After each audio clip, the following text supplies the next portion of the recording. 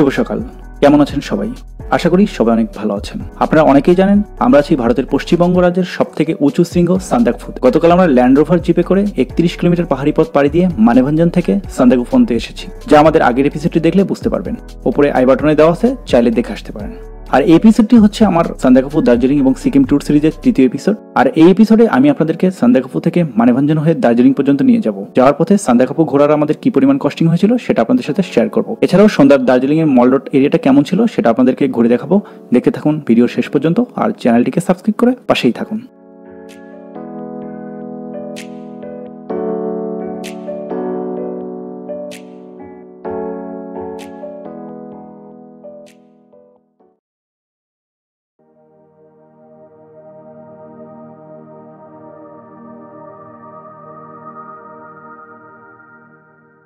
Hello everyone, this is Prashanta Das Tushar and welcome to my channel. আমি এখন ভূপৃষ্ঠ থেকে 12,000 ফিট উপরে আছি সান্দাকফুতে। সান্দাকফু হচ্ছে ইন্ডিয়া নেপাল বর্ডারের যে শেষ সীমানা সেইটা, এবং এখান থেকে আপনি এভারেস্ট বলেন, থ্রি সিস্টার বলেন আর কাঞ্চনজঙ্ঘা বলেন, সব কিছুর একটা সুন্দর ভিউ পাবেন। তো খুবই জটিল একটা ভিউ। আর আজকে সকালে অনেক ঠান্ডা, আমরা কেউ বেরোতে পারছিলাম না। তারপরেও সকালবেলা উঠে কিছু সিনারিও নিয়েছি, ভিডিও নিয়েছি, আমি সেগুলো শ্যুট করে আপনাদেরকে এখন দেখাবো। আর এখন মোটামুটি এখানে প্রায় 8টা বেজে গেছে, এখন রোদ উঠেছে, এখন একটু ভালো লাগছে। বাট প্রচণ্ড বাতাস, হিমালয়ের সেই ঠান্ডা বাতাস, আমরা কথা বলতে পারছি না, বুঝতেই পারতেছেন। আর তো আপনারা সবাই সান্দাকফুতে আসবেন এবং ঘুরবেন। আর আজকে ডে 3, আজকে আমাদের প্ল্যান হচ্ছে আমরা সান্দাকফু থেকে লিভ করে মানেভঞ্জন চলে যাব, আর মানেভঞ্জন থেকে দেন আমরা চলে যাব হচ্ছে দার্জিলিংয়ে।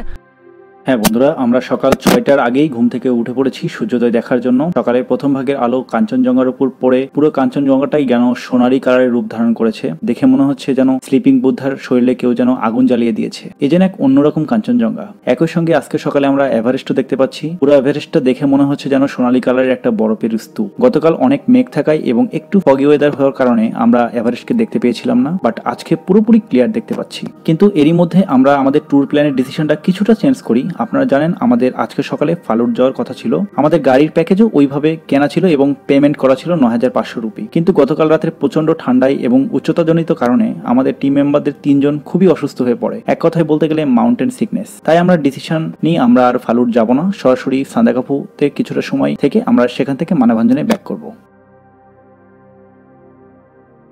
হ্যাঁ, আপনারা ভিডিওতে যেটা দেখতে পাচ্ছেন এটা হচ্ছে আমাদের হোমস্টে। এখানে আমরা রাত্রিতে ছিলাম। খুবই সিম্পল একটা হোমস্টে, বাট এখানকার চারিপাশের ভিউটা ছিল এক কথায় মাইন্ড ব্লোয়িং। এখানে প্রতি রুমে ভাড়া পড়েছিল 600 রুপি করে। আমি গত এপিসোডে এটা আপনাদের সাথে অলরেডি শেয়ার করেছি। আর গত রাতে প্রচন্ড ঠান্ডা ছিল আর ঠান্ডা বাতাস ছিল অনেক। একটা জিনিস বুঝতে পারলাম, রাতের বেলা এখানে টেম্পারেচার প্রায় 4 থেকে 5 ডিগ্রি ফল করে এবং নিচে নেমে যায়। এখনো রোদ উঠে গেছে কিন্তু তারপরে অনেক ঠান্ডা বাতাস।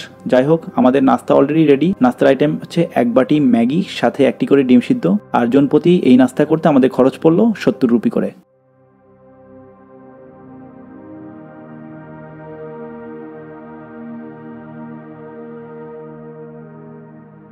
হোয়াটসঅ্যাপ ব্রো, অবস্থা খুব একটা ভালো না, রাতে প্রচন্ড শীত ছিল, এখন কিছুটা ভালো লাগতেছে।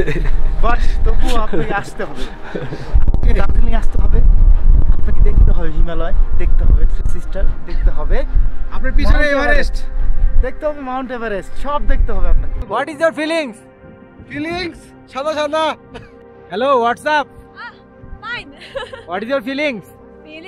ফিলিংস বলতে কি বুঝাবো? ইচ্ছা তো ছিল ফালুট যাব, কিন্তু সকালবেলা এত ঠান্ডা বাতাস মনে হয় সহ্য করতে পারলাম না। আর এটা এত সুন্দর ভিউ, মনে হলো যে সামনে গেলেও এর থেকে কি ভিউ দেখবো সুন্দর, মানে এত সুন্দর লাগছে। আপনারা আসুন, দেখুন, নিজের চোখে না দেখলে বোঝা যাবে না, আমাদের ফিলিংস আপনাদের বুঝাতে পারবো না। আচ্ছা, ওকে, থ্যাংক ইউ।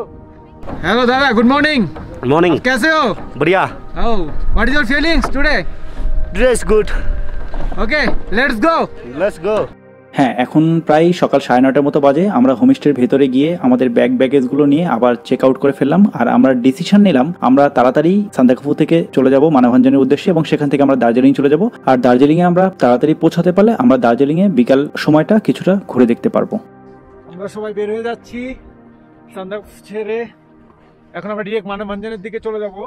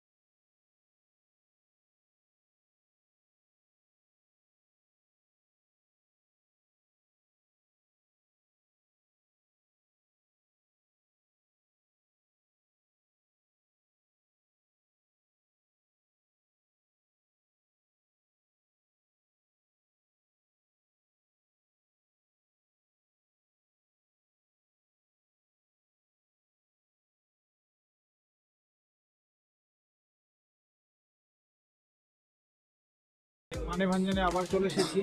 মানেভাঞ্জনে এসে দেখি এখানে প্রচণ্ড ফগ এবং ঠান্ডা প্রচণ্ড। মানেভাঞ্জনে অলরেডি টুপি পরে ফেলেছি, দেখতে পাচ্ছেন।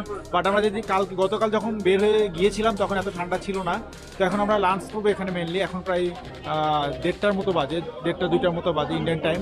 এখন আমরা লাঞ্চ করবো আমাদের সেই আগের গতকালের সেই হোটেলটাতে, যেটাতে আমরা ছিলাম, হোটেল প্রধানে। তো আমরা দেখা যাক কি লাঞ্চ পাই এখানে।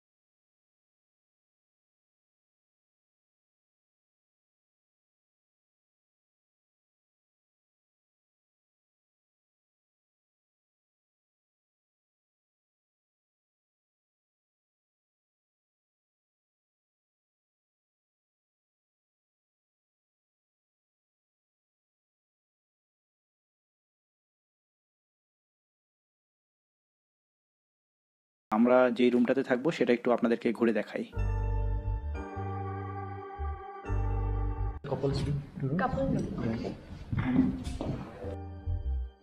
এটা একটা কাপল রুম। এখানে আমি এবং উপমা থাকবো। রুম কন্ডিশন এক কথাই ভেরি গুড।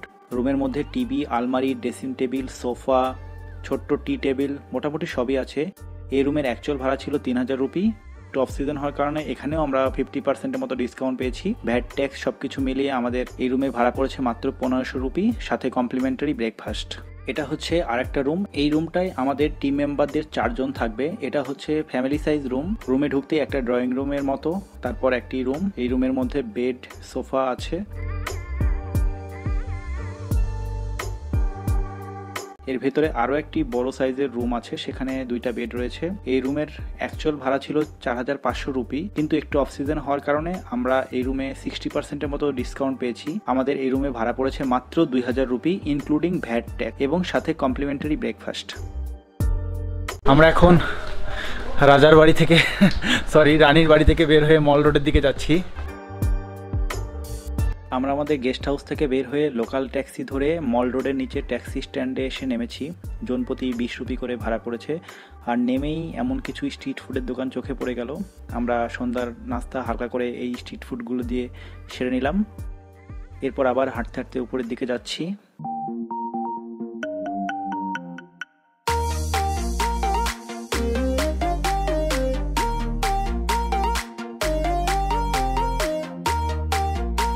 সত্যি খুবই চমৎকার একটি এরিয়া।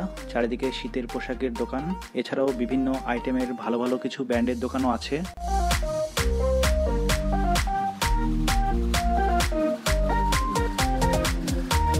খুবই জাঁকজমকপূর্ণ এরিয়া, চারিদিকে অনেক দেশি বিদেশি ট্যুরিস্ট যে যার মতো করে কেনাকাটা করছে, আবার কেউ কেউ আড্ডা দেওয়া নিয়ে ব্যস্ত। আর চারিদিকে একটা কুয়াশা কুয়াশা ভাব। অ্যাকচুয়ালি এগুলো কুয়াশা না, এগুলো হচ্ছে মেঘ, মাঝে মধ্যে ক্লিয়ার হচ্ছে, আবার মাঝে মধ্যে মেঘে চারিদিকে ঢেকে যাচ্ছে। এরই মধ্যে আমরাও কিছু দোকান ঘুরে ঘুরে দেখলাম এবং কিছু কিছু জিনিস পছন্দ করে রাখলাম, কারণ আমরা যেহেতু দার্জিলিংয়ে আরও 2 দিন থাকবো, সো পরে শপিং করব সে আশায়। আর হ্যাঁ বন্ধুরা, মল রোডের উপরের দিকে অনেক থাকার জন্য আবাসিক হোটেল আছে। যারা একটু জাঁকজমকপূর্ণ এরিয়া পছন্দ করেন তারা এই সাইটগুলোতে হোটেল বুক করতে পারেন। আমি আমার ভিডিওর নিচে ডিসক্রিপশন বক্সে কিছু হোটেলের কন্ট্যাক্ট নাম্বার দিয়ে রাখবো, যাদের প্রয়োজন সেখান থেকে সংগ্রহ করতে পারেন। আমরা আস্তে আস্তে হাঁটতে হাঁটতে উপরের দিকে উঠলাম। এখানে মল মার্কেটের সামনে একটি ওপেন স্পেস রয়েছে, সাথে একটি মুক্ত মঞ্চও রয়েছে। এখানে কিসের যেন একটি বড় অনুষ্ঠান হচ্ছে। আমরা কিছু সময় এটা দাঁড়িয়ে দাঁড়িয়ে দেখতে থাকলাম।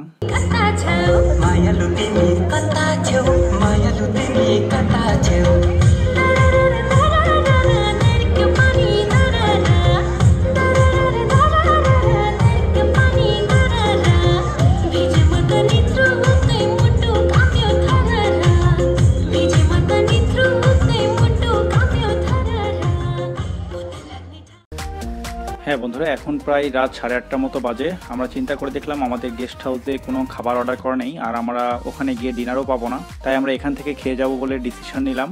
মল রোড দিয়ে হাঁটতে হাঁটতে একটু নিচের দিকে নেমেই আমাদের চোখে পড়ে গেল কেএফসি। দার্জিলিংয়ে আসছি আর কেএফসিতে খাবো না তা তো আর হয় না। এই কেএফসিটা মল রোডেই অবস্থিত। আমরা 6 জনের জন্য খাবার অর্ডার করে খাবারের জন্য অপেক্ষা করছি। খাবার সার্ভ করতে প্রায় 15 মিনিটের মতো সময় লাগবে। আমরা রাইস বক্স অর্ডার করেছি, পার বক্স 199 রুপি করে।